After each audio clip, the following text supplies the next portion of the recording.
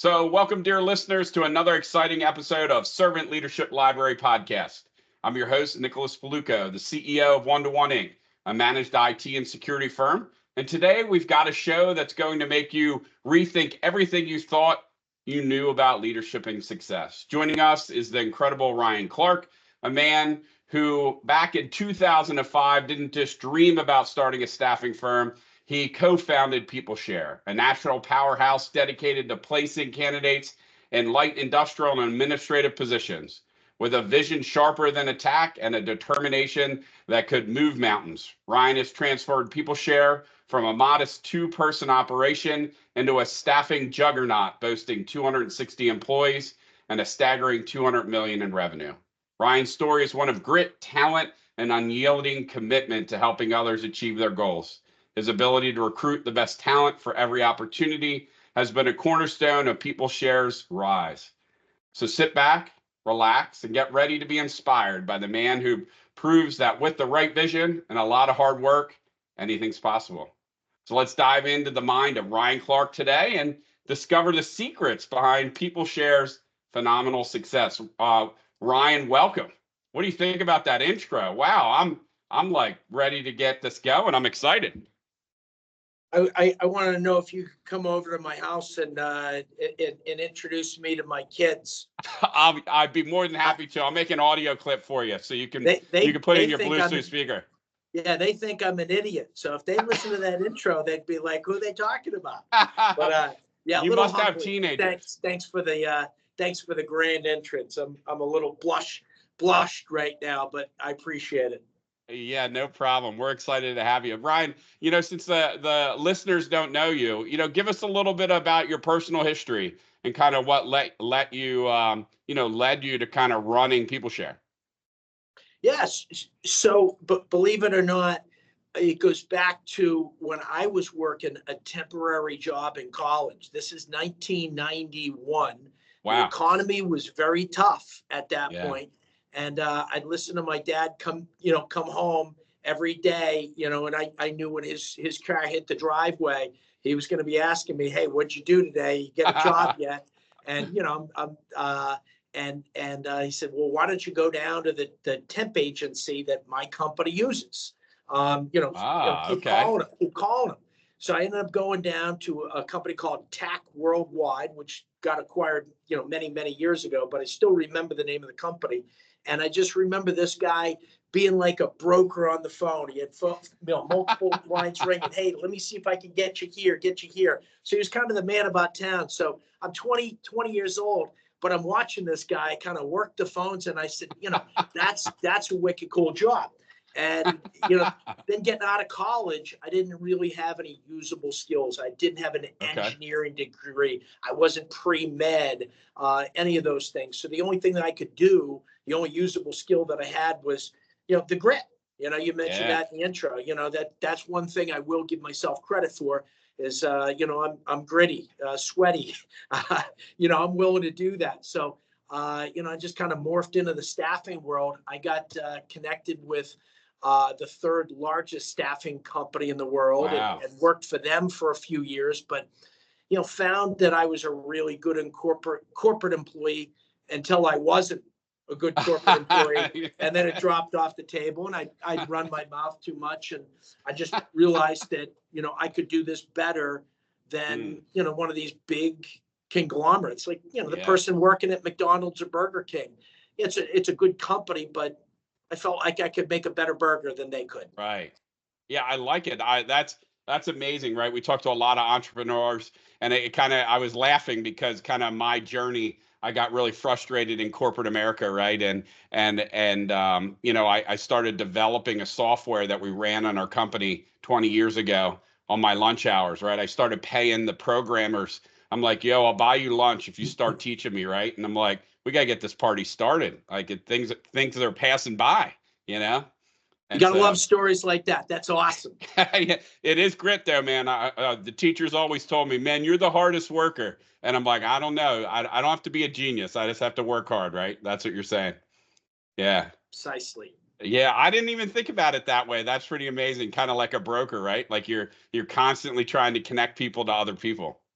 Yeah. Yeah. Wow. Well, give as we kind of get into the podcast is a lot about like servant leadership. So like kind of give us an understanding, what do you define servant leadership to be? How do you feel about that? How do you implement that in your business? I don't know if this is the classic correct answer here that you're looking for, because I'm not sure that I know the classic definition of it. But here's how I look at leadership is that I was always working hard, the grittiness, because I felt like I had a responsibility to the people that came on board. And what I would say to people all the time is, hey, Frank, Sally, whoever, welcome aboard. No, today's your first day on board. And listen, I just want to say more than anything, thank you for joining our company, because, we're a small company and there's a million other choices out there in the staffing world or outside of the staffing world. So right.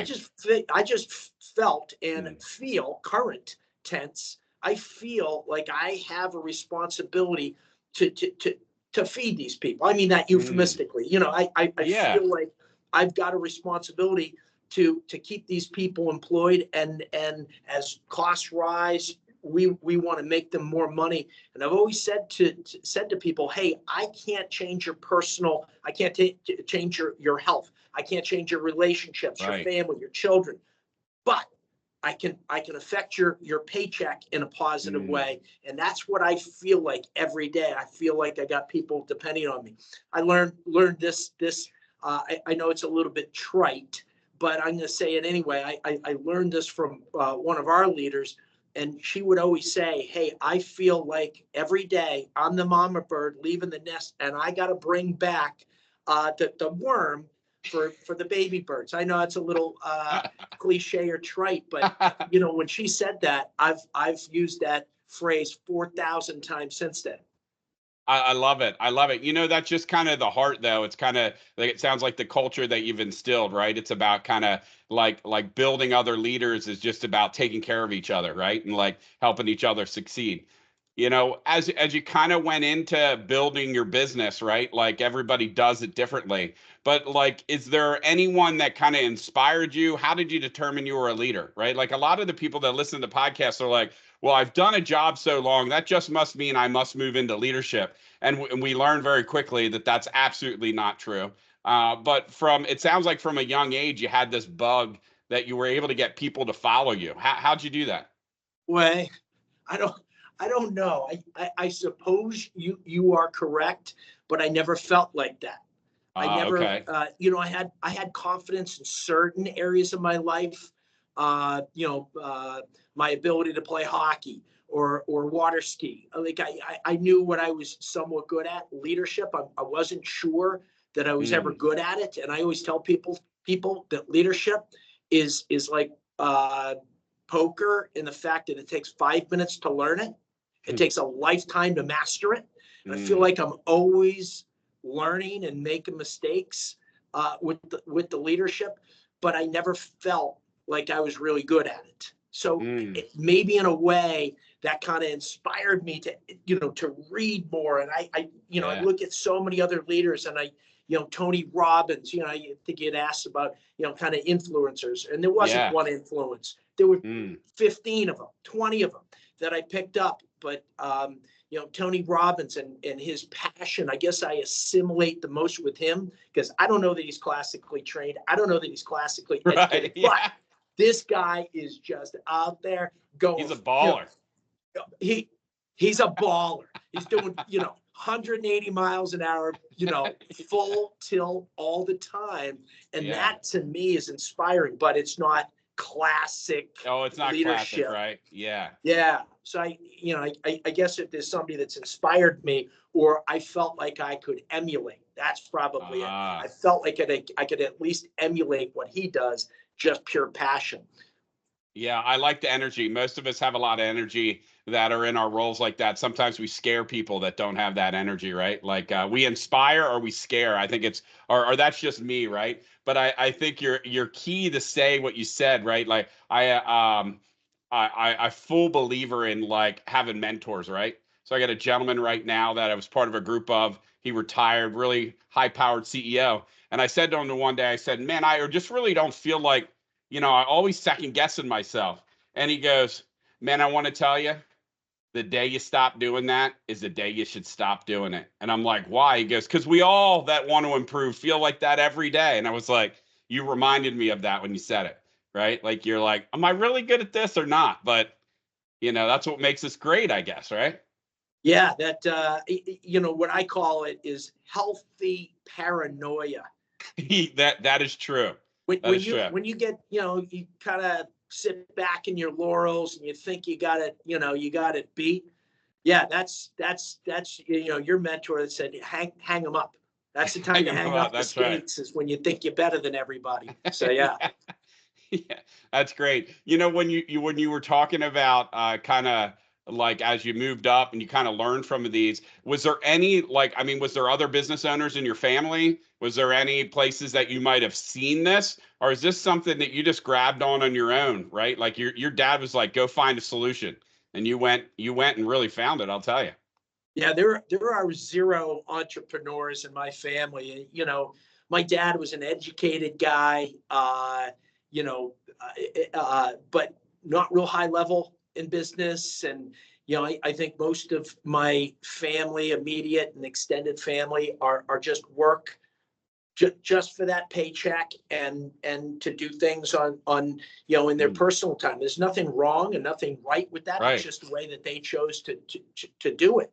And they're probably a lot better balanced than I. I'm a little too, I think your phrase earlier was, inspire or scare people. I think I'm on that side. I'm so far on one side that, maybe my life could be a little bit more balanced. But yeah, I was just, I wish I could say this statement that was really, really inspiring and this great story. But I just saw how other large companies, because I work for three publicly traded companies, pharmaceutical and non-pharmaceutical, in the staffing world. And I just saw how these huge companies did it. And I just saw a gap. So I don't think I was any, entrepreneur from the womb. Oh, I'm a serial entrepreneur. I had my own company when I was 8 years old. That ain't me. You were solving a problem. Yeah. I think I started the company when I was 34, 35. Yeah, I guess I was 35 and had always worked for publicly traded larger companies. So this was, my first, and I don't know, maybe my only foray into entrepreneurial, venture. It's one heck of a feat. I mean, that segues into kind of my other discussion, like with PeopleShare, right? Like you went from 2 people to 260. Like that's a powerhouse, right? Like what's the secret sauce to scale that? Like that, not many people get to that level of 1, revenue, of 2, employees. So number 1, congratulations, and very impressive. And number 2, what's the secret sauce? Like what tell us some positive or horror stories, whatever it may be, that to kind of help us picture how you got through that. Yeah, well, thanks for the compliment. And I'll say, there's never one factor for your success, but I would say the main factors were, number 1, I had he's no longer with us. He's physically alive, but no longer in the company. I had a great partner, and we had tremendously complementary skills. I was the doer, and I was literally, not figuratively, literally pounded on doors, going up, and that was my bailiwick. As I was just out there driving revenue, and my partner at the time was much more strategic than I was. So he was much better on the accounting and tax and finance side, and I was, quite frankly, a better recruiter than he. So we just had complementary skills is one thing. Number 2, everything that we did, we had a long-term vision. So if we could pick up, we had no money in the beginning. If we could pick up a little bit of revenue, but it was outside of our vision, we had the discipline to say, no, we're not going to do that. Right. And I would say, the third thing that we did well is we overfunded our company. So a lot of people say, hey, if you could hire the best sales rep in the world, or the best software, or the best whatever it is, would you be successful? And they always say, oh yeah, absolutely. Well, why aren't you doing it? They couldn't afford it. So, right. There were people out there that, were making X for a salary, but the best people were making X plus 20%. Yeah. We went out yeah. and hired those people. We went into debt as a company. We were hiring the people that were 20% above market rate, 20% better than the average. So our costs were so much higher. And, to this day, we're paying probably 20 to 30% above market rate for our business development folks. But I'd say that's probably been the third key to our success. Oh, that's great. That's good. Good to hear and good to understand. I think also kind of from your perspective, did this growth happen all organically? Did you do any acquisitions? Like, what was the format of the growth? Yeah, so we grew all organically for the first, let's see, for the first 9 years. Okay. 100% organic. And then we financed and one acquisition, I think about 9 years into our company. And it was a very small acquisition. Like, I think we had enough change in our pockets and our sofa to pay for this first. It was pretty small. I think it was maybe 7 million total in revenue. So it wasn't a big enterprise value. But then we got acquired in 2016. Okay. And so a private equity company, I mean, they're ostensibly just a bank. And all they want to do is borrow money and buy more houses or buy more businesses. So then we went on an acquisition spree in 2016 through 2022 when they owned us for about that 6 years. I think we made 3 or 4 acquisitions. So we're tracking for $250 million this year. Yeah, that is impressive, but a lot of that has been through acquisition. So right. Yeah, that's amazing to hear. I mean, that seems to be a lot of the journeys for a lot of the organizations. A lot of people in our businesses are in the same, right? The PE guys are coming in and they got their 5-year run and they're hitting you hard. And it takes a specific type of owner to be able to carry on the journey of a PE firm relevant to who they are. So kudos to you. It's a whole different level of running your business when they get involved, right? That's the understatement of the millennium, a different way. And we're just like, hey, does this person look good? Do they sound good?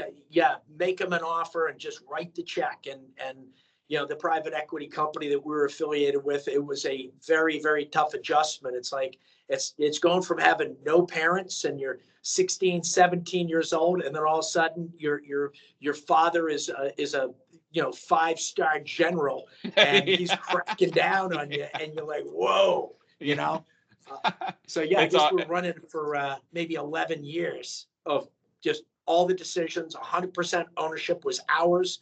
And then, but they really did professionalize us. So yeah, they have amazing skills. I'll tell you, it is interesting. It is also interesting in how they manage debt. So sometimes I wonder how those calculations work, but it is a heck of a ride. Well, congratulations on that. As you kind of grew at that scale, right? I mean, that's hustling, right? In a small amount of time. How did you go about building, like we hear from a lot of leaders, man, I struggle to build a middle management or different levels. Tell us how you accomplish that in such a small amount of time. Like what systems did you put in play, or what was your sauce for that? Yeah, I don't mind bragging about my salary here. My first year, I was taking home $35,000. Not married, no kids, and my mortgage was $870 a month. So I remember those days. And my partner's salary, he had a lot more experience than I did, but his salary wasn't much more than that. So we were just eking by for the first maybe 2-3 years. And then after we started to become profitable, we were putting 90% of the profit back into the company. So I think that was our key to be able to be overfunded, was we're underfunding our own paychecks. So so I was, at a really, really low salary, where we had all the entry level people, recent college grads, that we were hiring our first 2 years, that were all making more than I was. And to my partner's credit, who's much more of a visionary than I am, he said, listen, man, we agreed that we're going to pay ourselves these salaries to build the long-term future of the company. It will all work out for the best in the end. And it had. But, the first 3 years, they were very, very lean. Yeah, it is rough. I remember myself, I had owned a company, sold it, worked for Fortune 100 company, and I'm like, this is enough. And then I'm like, hey, listen, let's start this company with $0, right? And I went from a 6-figure salary, calling my wife down at the beach and said, I'm done. I'm starting my own thing. I'm out. And she's like, huh? Like, I'm not even home. And I'm like, I'm doing this. I negotiated with my employer to pay me 12 months of benefits.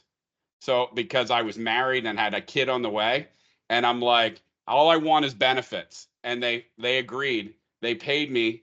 And now they were a big conglomerate. But I left. I made 18 grand the first year. I was like, whoo, that's going to be fun. But you didn't really pay attention to the numbers. You just used grit, man. You just kept going. Yeah. And so I relate to yours. Yeah. Being a good decision. Did your marriage survive? It's totally survived. Yeah. Wow. All right. So you kept it all together. And so before we got married, her dad owned a company. And I said, listen, you know what you're getting into. You see, I'm already nuts. So if you're buying into the nuts, then great. If not, it's not going to work. And then she joined a portion of the business and is pretty successful herself. Right. So that's been unique. I don't see her much during the day, but that brought a different level, being in the business, going, oh, but no doubt.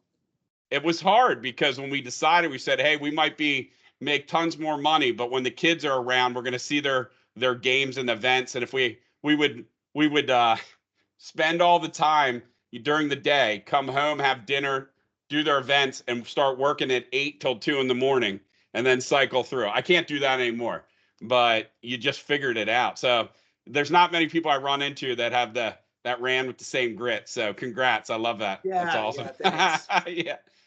I would always get frustrated when people are like, man, I can't live on this 6-figure salary I have. And I'm like, dude, huh? Like, don't even talk to me. I can't.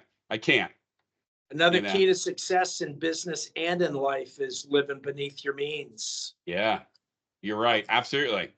Paying that debt off. Yep. Yeah. Well, thank you for sharing that. As, kind of decision making has come about, you had to make a lot of key decisions, right? It sounds like you had a really great partner. You didn't really say, though, like, where'd you meet your partner? Was he a friend? Like, was he a colleague? Was he somebody you work with? Like, how'd you pair up to find such a successful teammate? That's a great story. So I'm actually glad you asked it. So he and I were colleagues at a publicly traded staffing company.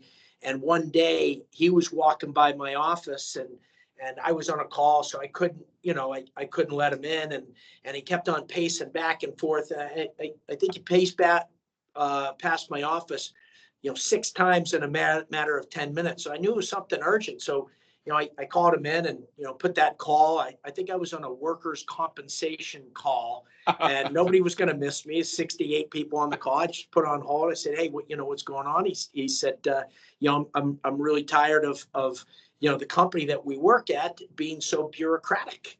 And, it takes months to make a decision. And he said, I think that if they don't roll out this decision quickly, I'm rolling. I said, wow, that's, Dave, that's a wicked strong statement to make at your level. And he said, I'd start my own company. And he had founded his own staffing company years and years before and sold it. I see. He said, I would do this again. And I said, hey, I'd love to do it too. We work great together. why don't we write a business plan, see if our goals are aligned? So we were both kind of thinking about it at the same time, and serendipitous timing. And we left this publicly traded staffing company on the same day and went out to, we got office space out in King of Prussia, and we had no cubicles, no nothing. Yes, little folding partnership was, was great for the 18 years he was in the business, but wow. He's fully retired and enjoying his golf game. Wow, that's awesome. I mean, we hear a lot of stories, or I'm part of Vistage, an executive CEO group, and 90% of the time, people with partners don't have that same experience you had, right? Like they have it for a small amount of time, and then we see like the one person scale higher than another. So like, what was your secret to like keeping that relationship strong? Is it just because of each of your talents, or like nobody ever got into a disagreement of like, man, Ryan, I'm making all the sales. What are you doing? Like there was never disagreements, or I'm sure there was disagreements, but that. Yeah, we had a little check mark up on our wall. I think we had 2,785 dust ups in our career. We were two stubborn, driven, hard nosed, passionate people. So, we had our fair share and then some of conflict. And it's funny. You think about us being professionalized, and our senior partner at the private equity company is a Harvard Dartmouth guy, and all the forms and the analytics. We just came up with the system that if we disagreed on an item, I would say on a scale of 1 to 10, Dave, I'm feeling like a 9 that we go left. And he said, well, I'm thinking about going right, but I feel like a 7. So you win. So that's how we, it was almost as bad as rock, paper, scissors, maybe one click up for, on the decision-making part of things. But that's how we did it. And I'll tell you, it's just like any partnership, father, son, husband, wife, business partner. A relationship takes work. And and we worked through our issues and had tremendous success. So it was worth it. But the most utmost respect for Dave and what he did, and his incredibly. I came from pretty humble beginnings, but his were much more humble than than my background, and so I had a ton of respect for him. Oh, that's amazing. Well, congratulations. That takes a lot of work to keep that relationship rolling for 18 years. Yeah, we were like Hall and Oates, but without the lawsuits back and forth. Nice. They're in the news lately of a partnership that created such iconic music for many years. But like most partnerships, they don't end well, or they either never get off the ground or end in acrimony. But we did all right. Yeah, that's amazing. And I'm sure we're talking all of these wonderful things that have happened. Tell us some areas maybe that you could educate those that are going through this journey right now. Like, man, I wish I wouldn't, I'd never do that again. Like, oh man, I had all these great things happen, but if I would have learned this sooner, it would have made it easier for me in my business journey. Do you have any stories of that effect? Yeah, I'll tell you, when you go to the everything in life is a gamble, right? What kind of car you buy, it's a gamble. You do your research on things, and you go to the casino and that you've got odds that are against you. So why would you go there? But if you're doing well and you believe in yourself, and with your will and your grit and your work ethic, you can win most days. Why didn't you bet bigger on yourself? So, we had an opportunity in I don't know what year it was, but to take out a bigger line of credit, maybe a $4 million line of credit, to go and open 10 offices. And we said, you know what, we've always gone, kind of debt free and not got into and I wish we had. A $3 million line of credit to go and open an office costs about $300K to open. So we could open 10 offices overnight. Okay. And, the rate that we were borrowing at was good. And, we came up a little shy. We did fine, but could we have been, an $8 trillion company had we gone into debt? Maybe. So, what they say about hindsight, but I do feel like we should have taken a few more chances. And as Bill Gates famously says, success is a really bad teacher.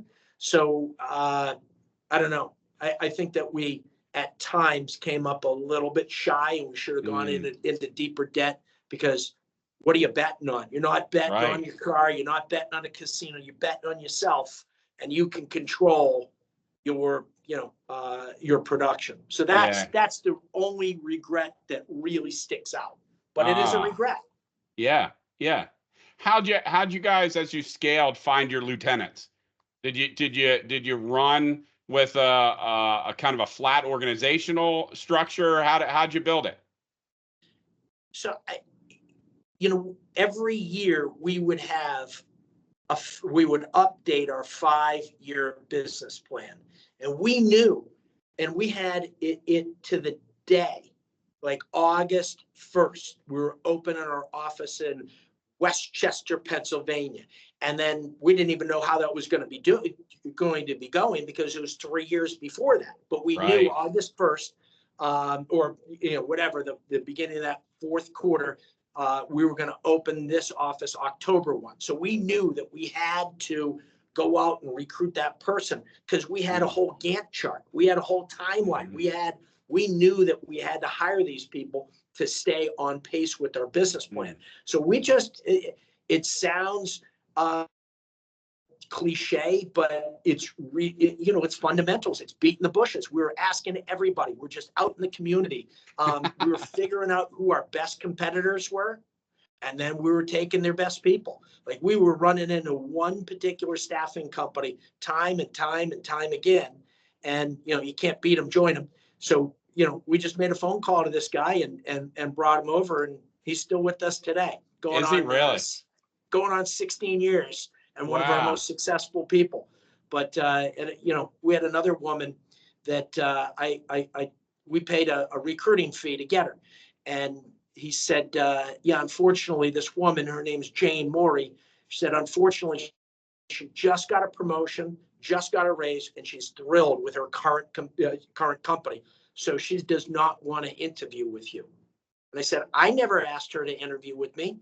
I asked her you to broker a meeting because an old dinosaur, being me in staffing, just wants to buy her a cup of coffee and chew the fat on and recruiting in America, geopolitics, whatever. Set me that meeting up. So I went out there, and 2.5 hours later at a Starbucks in Bucks County, or wherever she was at the time, she's with us now 12 or 13 years later. Wow. But just figuring out who the best competitors are and scooping them, just going out there and getting the. What was your, your pitch, right? What was the pitch that you were paying them that 30% more, or what was your vision? Like, what vision were you selling to them to get them to move? Yeah. So, when you've got a vision and you think that that's what's important to them, I think salespeople just naturally blurt that out and say 30%.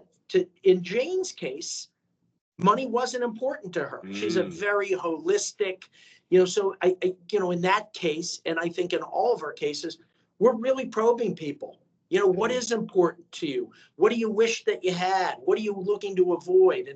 And we were small enough at the time that we could contour a package. So this conversation only happened, 12, 13 years ago, but I can remember it like it was last week. She said, I don't want to drive to Delaware. I don't want to drive through the city of Philadelphia and go to Delaware. I want to build my own team, and I want to make this kind of money. And I want, and there was a fourth kind of quirky request, but I said, well, Jane, let's just play the what if game. We could go 4 for 4 and give you everything that you want. Would we have the premise to have a deeper conversation? And, I'm a boxer in. Yeah, I guess so. Great. We can do all 4 of those. Let's sit down next Tuesday at 2. I'll put everything in writing for you. So we were kind of riverboat gamblers back there. The problem with that is eventually that doesn't scale, and you can't just be doing that with 255 people. Hey, give me a wish list. I'll write it up. Yeah. So, but I think that was our what I call our go-go years, where we were just riverboat gamblers and just going with a gut feel. Certainly, our gut feel could only take us so far, but that's how we did it. Oh man, I'm thinking of like Wolf of Wall Street. Like that's what I'm thinking the cubes are looking like, Wolf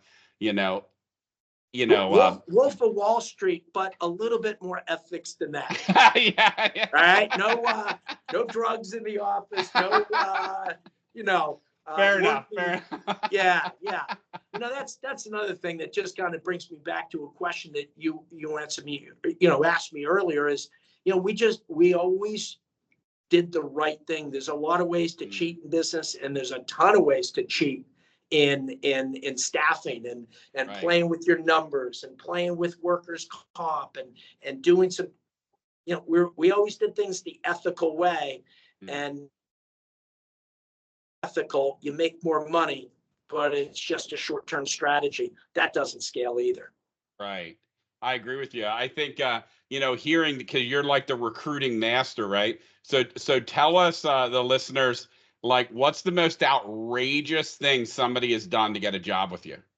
Knowing that you're a recruiter, they want a job at your place. What have they done? What's the most outrageous thing they've done? Well, I don't know if this answers your question. It's a little bit of a way. Most outrageous thing we did, and it ended up getting somebody a job. We interviewed a young woman for an executive administrative assistant job, and we asked her, hey, what was the reason that you left your last employer? And she said, he was crazy. And I know it's easy to say the guy was crazy, but he picked up a chair at a meeting that I was in, and he threw it in, and it stuck into the drywall. Oh my. And, he just went nuts and, started throwing things off. And so I just couldn't work in that environment. And I, of course, I said, okay, no problem. I understand. That's, you've assuaged any of my, concerns about leaving for a non important reason. So immediately I said, well, just so we can make sure that we can avoid this person in the future, because we don't want to do business with them. What was his name? She gave up the name right away. That was my next cold call. And I said, I understand you need an executive admin. So we got that person's job that way. And, ABC, and you're always selling, baby. I was a little embarrassed by that one, but it ended up working out okay. And I think you might have just been having a rough day. So. Oh, goodness. Well, we talked about kind of you and your partner kind of building PeopleShare, and that's amazing. As you started to scale and have a significant amount more of employees, how did that change for you as like a leader, right? Like, I mean, it sounds like, I mean, you're involved, you're in it, you're making it happen. But you mentioned earlier, like, right, we can't touch all 260 people the same way. Like, how did you keep the culture of the organization, moving at the same level it was when it was small? I don't know that we always did do that.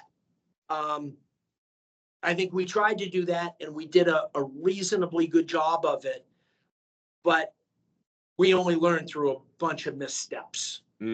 Like, we really screwed up a few times, and before, it sounds simple, but it's the basics. What wins football games? Tackling and blocking and tackling, and not turn over the ball. That's it, right? Yeah. So in business, it's communication. So I just remember one time where we ended up hiring somebody that was going to take over a portion of somebody else's territory in sales. And, turf wars, you understand how sales people are very territorial, and we didn't communicate that. And that ended up creating a firestorm, and, putting out this fire and backing up and we learned a really valuable lesson from this, just to over communicate. And then we had multiple locations, and So it was really tough. But I would say that the biggest thing to maintain that culture was just to be hiring based on only culture. And this is a question that I ask people in training. Hey, you get a resume in here and he's got he or she's got a great job history, went to undergrad at Harvard, Stanford MBA, he looks great, perfect tie. Is he a fit for you? And everybody says, yeah, that's the guy you want to hire. And the answer is, I don't know. Does he fit our values? Does he have that sense of urgency, that teamwork, that passion, reputation? Those are our 4 values. So I think that a lot of times we lost our way by hiring a great person, but he or she wasn't a cultural fit, and it came back to haunt me. Oh, I agree with you on that one. I've experienced that many times, right? It's the desperation call. I wouldn't even say it that. It's like, hey, we're scaling, we need to hire. And you're absolutely right. One person though can really rip a organization that's living on core values up. You can have one big cyst just kind of grow. And I'll tell you, people, HR people will tell you that when you have a turnover, it's 2.5 times their salary. Right.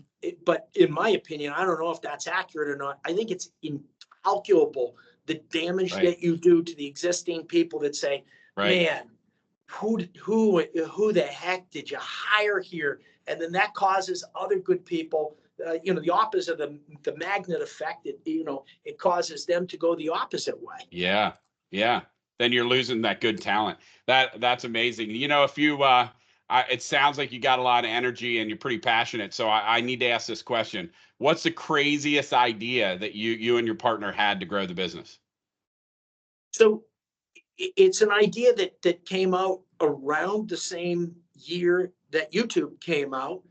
We're watching a video on the Rolling Stones or, a dog jumping in a lake. And we said, hey, why can't we put that YouTube and put a person's 30 or 60 or 90-second video interview of them asking 3 behavioral-based interview questions? And we did it. So that was a little crazy and a little outrageous, and that worked. Another idea that we had that was a complete flop was we would set up a PO box in every different city that we possibly could to say that we're in that city, and that would kind of block a couple people from non-competes or competitors going into that. And I think that idea was probably mine. We're paying $110 for a PO box to say we're in the city, and it lock people up. But that was a stupid idea. Those are good. All the ideas are good. You just have to make sure that you figure out real quick it doesn't work. Right? Yeah.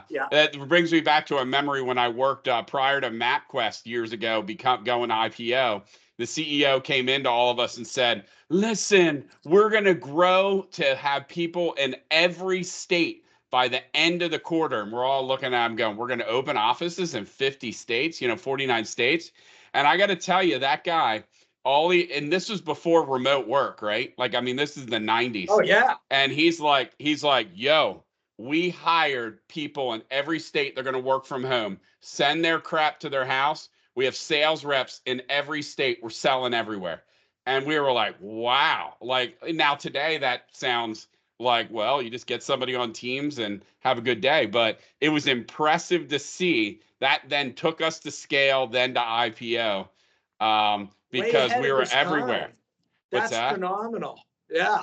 And what was crazy is then everybody knew everywhere you traveled, like, hey, you guys are in that state. And we were like, how? We would, and just because of that, just the recognition there was a human being there, everybody thought we owned that state. You know what I mean?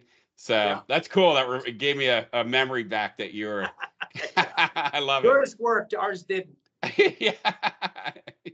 Oh, goodness. Well, could you give it, as we kind of wrap it up a little bit for today, other leaders or other people kind of that are that are as gritty as we are, that are trying to get into, fulfilling their dreams. Do you have any advice for them? You have anything that, any encouragement or anything that you would say as they're starting to do that in the world today? Well, I've never met a leader that has, hired and unfortunately had to terminate people that ever said that they terminated somebody too early. Mm.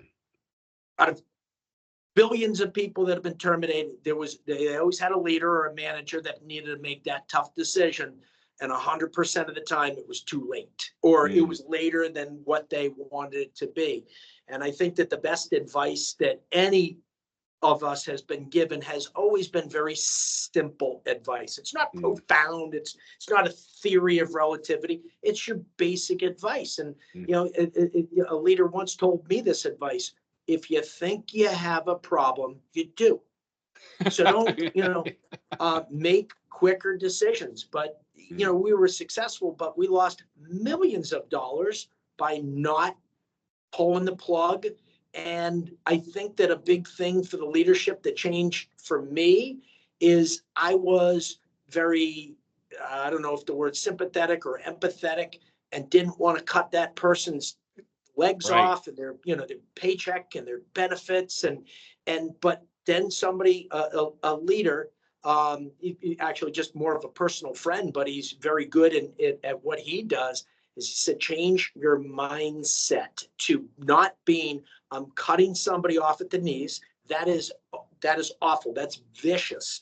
To you are just being kind and compassionate to the other 9 people, out of a 10-person company at the time, the other 9 people, you're being compassionate because they're not pulling their weight.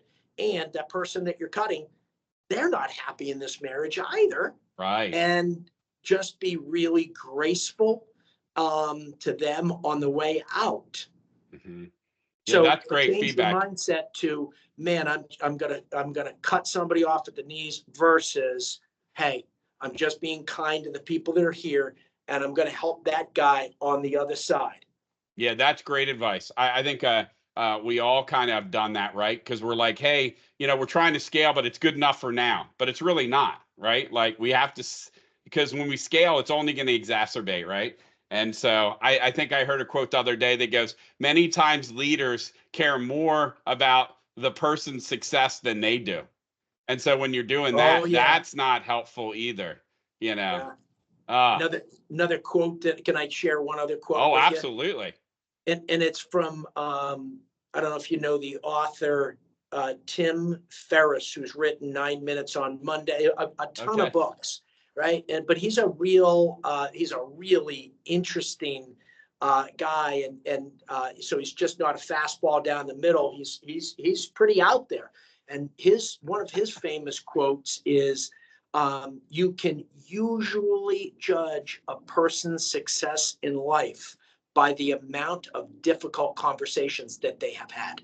And it took me a little while to process that quote, but it really makes sense. I mean, to have successful relationships in business and personal, whatever you're doing, if you have surface level talks, hey, how's the weather? It's not the heat, but the humidity. All those, people exchange banalities all day long. You never get to the heart of it. But having those tough conversations, that's how you get a real relationship.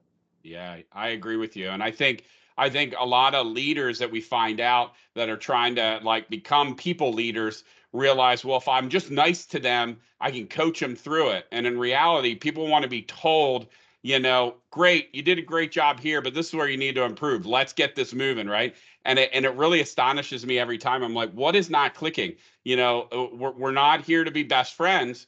We're here to be friendly, but we're here to get a job done too. And it just boggles my mind sometimes. You just nailed an epidemic that we have in our country of leadership, that I want to be friends with that person. If they like me, they'll do what I ask them to do. Yeah. But that's not doing yourself, your company, or that person any favors. You need to develop people. Yeah, you're absolutely right. And it's interesting you say that too. I was doing some study on generations, right? And how like each generation has their own piece, right? Like, and and we get to kind of the different generation of millennials and whatnot. And the one day our team was doing an interview, and the person was like, well, not really employed. My wife works, and it's a question of like, what's the urgency of your search? Yeah, if I like it, I don't. And I'm like, wow, man, when I grew up, if I would have said that, my dad would have punched me in the mouth, right? Like You got it. what in this world, what is happening? But then we saw the next generations past them, then it changed, right? Like it was interesting to me just so quickly, but blows my mind. I'm like, who taught you? Like, if you're thinking it, great, but that's not really going to get you a job. He's like, I don't understand. I've interviewed so many times and I really haven't gotten a job. And I'm thinking to myself, self-awareness isn't top on your head there, is it? Yeah. What's today's date? June 13th. Hey, do you think I could start after Labor Day? I mean, the weather is just perfect this weekend, Oh, God. Well, Ryan, as we kind of wrap up, what parting comments, feedback do you have for the listeners? Well, I don't know that I do have any. You've asked some, really salient questions. I probably just repeat myself by saying this, but I would say just really 2 keys to success. Number 1, keep gambling on yourself. Keep betting on yourself. Stay out of the casino with the odds are bad, and keep on betting on yourself, and making those tough personnel decisions. Leadership is something that takes a lifetime to master, right? And you're always getting better at it. But what's the number 1 thing a leader does is the people selection. It's getting the wrong people off the bus before you can get the right people on the bus. So trust your gut there. Every manager in the history of management has done it too late. So it's just a variance of how bad you are. Sometimes it's a day or 2 late. Sometimes it's years too late before you make that. But do it as quickly as you can and make those hard decisions. Well, I love it. I love it. Well, on that note, that was epic. So thank you, Ryan. And that wraps up another enlightening episode of Servant Leadership Library. I'm your host, Nicholas Paulukow, CEO of One-to-One. And it's been an absolute pleasure diving into the world of leadership with the man, the myth, and the staffing legend, Ryan Clark. Ryan, your journey for co-founding PeopleShare in 2005 to building it into a national staffing powerhouse is nothing short of inspirational. Your vision, expertise, and sheer determination have not only driven people to incredible heights, but have also set a shining example of what true leadership looks like in action. To all our listeners, if Ryan's story doesn't make you want to conquer the world, one light industrial administrative position at a time, then I don't know what will. Remember, it's not about just growing a business. It's about fostering success and opportunities for everyone involved. So thank you for tuning in. And don't forget to subscribe, leave a review, and share this podcast with anyone that needs a dose of leadership, wisdom, and a pinch of cheeky inspiration. Until next time, keep leading with heart and serving with purpose. This is Nick Paulukow signing off from Servant Leadership Library.